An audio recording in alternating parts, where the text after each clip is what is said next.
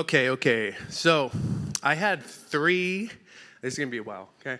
No, I had. Not nervous at all. I had three influences on my religious beliefs growing up. The first was my Lutheran grandmother. And I'm hoping she doesn't see this, but okay. No.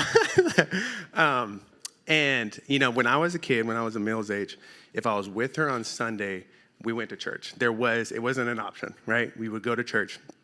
And I remember this message that I got, whether she wanted me to get that message, and it was that good people went to church and bad people did not. And I remember that really young, and that idea, I think, influenced my mother because growing up, she felt propelled to go to church when things were going bad in her life. And it was like she was atoning for the reason why it wasn't going the way it should be going. And we would sparingly attend until it got bad enough where we felt like we needed to go. And when I went there, it felt like my presence was a condemnation that our life was the way it was because we weren't there all the time. And then I had my dad, who I still have never seen step foot in a church. And my dad would talk about the constant hypocrisy of the people that went to church. And what he would say is that they would preach one thing, but then they would live their lives a different way. So I gave up on organized religion and a belief in God a long time ago. And I'm sure this is what Craig wanted me to say. No.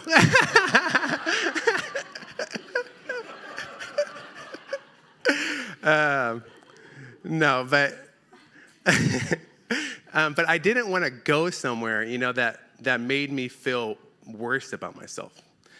And I thought if there was a God, I wasn't going to find that God in those spaces. And then I had kids. And when I had kids, it changed things. It changed the way I looked at the world and what I wanted them to learn. I see one of my kids is upset that I'm up here and he's not here. So Christmas 2023, we were driving around looking at Christmas displays, and Emil pointed to this baby that was in a manger. And he said, "Dada, who's that baby?" And I said, "Well, that's baby Jesus."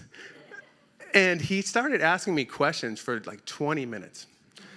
And he was so engaged about this baby Jesus and who Jesus was. And it was the first time in a while I had thought about the positive things and the positive lessons that come out of Scripture. And Raquel looked at me and she said, "Wow, you make Jesus sound amazing."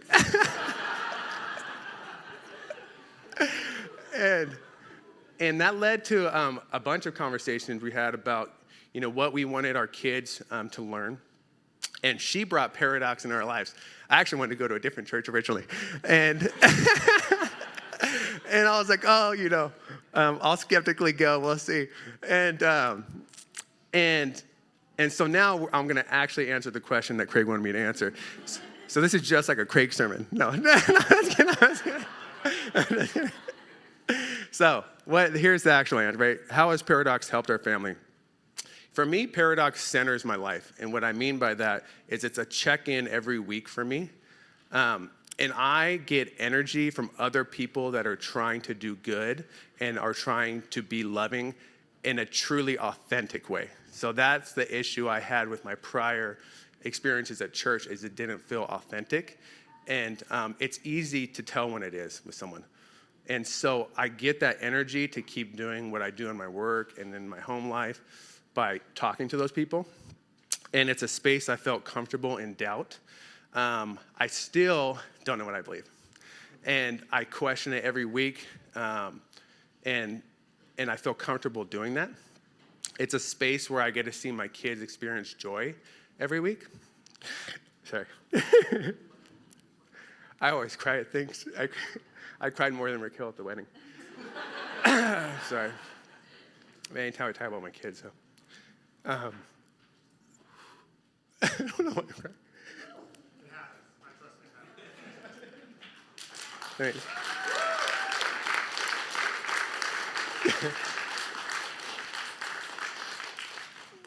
You want your kids to have that, you know? It's very important growing up. And it's also a space where I hope my children will build relationships with people that also want to do good. And most importantly, it's been a space that's trying to create hope in a world where I don't feel hope, and in a job also where there's not a lot of hope. And so for this, I want to thank Paradox, and most importantly, I want to thank little baby Jesus.